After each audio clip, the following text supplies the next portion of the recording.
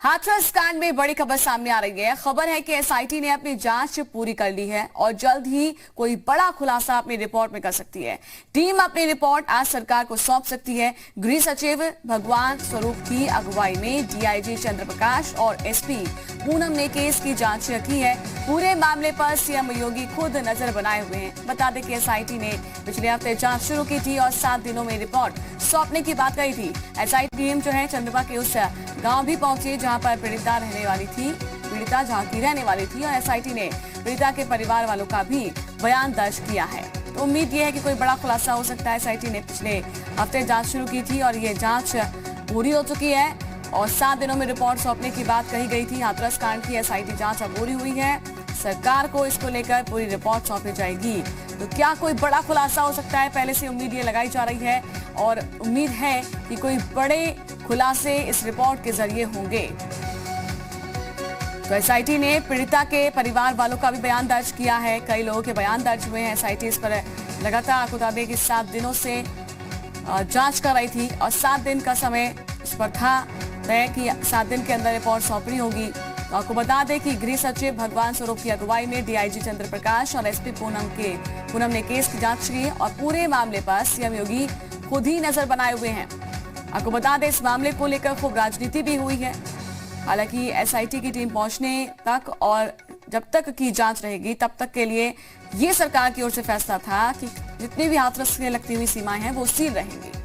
मयंक, क्या कुछ जानकारी है? एसआईटी की जो पूरी रिपोर्ट है वो तैयार हो चुकी है, आज सौंप दी जाएगी। तो उम्मीद ये है कि कोई बड़े खुलासे हो सकते हैं। और देखिए एसआईटी की जांच लगभग कंप्लीट हो गई है और ये माना जा रहा है कि आज एसआईटी अपनी जांच जो है वो सरकार को सौंप देगी। सचिव भगवान स्वरूप के नेतृत्व में इस एसआईटी का गठन किया गया था जिसमें 2 आईपीएस अधिकारी भी शामिल हैं। और आपको याद होगा नैन्सी की एसआईटी ने अपने शुरुआती जांच में ही जो एक रिपोर्ट सरकार को दी थी उसके आधार पे ही वहां के एसपी व अन्य जो अधिकारी और कर्मचारी हैं पुलिस के 5 पुलिसकर्मियों को भी इसमें सस्पेंड किया गया था।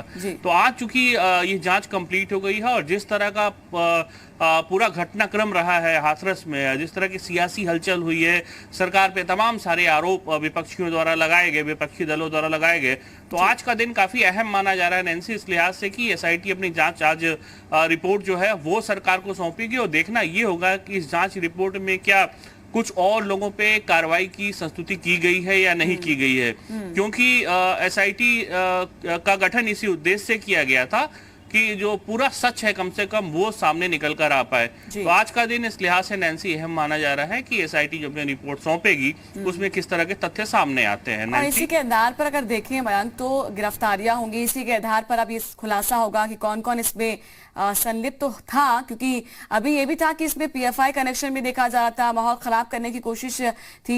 ये जो है अभी भी सरकार की ओर से पक्ष रखा गया था कि किस तरह से जो है वहां पर अंतिम संस्कार हुआ था।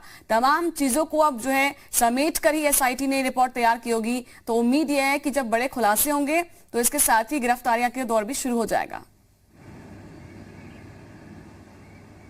बिल्कुल नैन्सी, देखिए तकरीबन 1 सप्ताह तक जो एसआईटी की टीम है वो वहाँ पे तमाम सारी चीज़ों को खंगालने में लगी रही है और ये निश्चित तौर पे ये कहा जा सकता है कि आज जब एसआईटी अपनी जांच रिपोर्ट सरकार को सौंपेगी तो उसमें कई सारे ऐसे मामले हो सकते हैं जिसका अंदेशा जताया जा रहा है। खासतौर पर जिस तरह से आपने पीएफआई की बात की, निश्चित तौर पर पहले किसी को इस बात का इल्म भी नहीं रहा होगा कि पीएफआई जैसी संस्था इस पूरे मामले में कहीं भी इन्वॉल्व हो सकती है। लेकिन जिस तरह की गिरफ्तारियां हुई हैं, मथुरा गिरफ्तारी की बात करें या लखनऊ के ग्रामीण क्षेत्र की गिरफ्तारी की बात करें, ये निश्चित तौर पे हैरान करने वाला है कि पीएफआई जैसी संस्था उससे जुड़े जो लोग हैं वो कहीं ना कहीं इसमें बाद में इन्वॉल्व हुए हैं। तो इनकी किस हद तक जो है इन्वॉल्वमेंट रही है और क्या क्या भूमिका इनकी रही है, जो पूरे मामले को गरमाने की कोशिश की गई, क्या उसको लेके एक फंडिंग बड़े पैमाने पे की गई है, इन सारी बातों की जो रिपोर्ट है एसआईटी आज अपनी जांच रिपोर्ट जो है वो सरकार को सौंपेगी। और निश्चित तौर पे जिस तरह का सख्त रुख खास तौर पे सरकार ने अब तक अख्तियार किया है इस पूरे मामले को लेके, कहा जा सकता है कि इसमें आने वाले दिनों में हमें और कार्रवाई देखने को मिल सकती है। इसमें कुछ और बड़े लोगों पे गाज गिर सकती है क्योंकि इस पूरे घटना ने सरकार की छवि को काफी नुकसान पहुंचा और एक बहुत प्लान्ड वे में एक बड़ी साजिश भी इसमें रची गई और उसी साजिश का खुलासा जो पुलिस के अधिकारी हैं वो लगातार कर रहे हैं।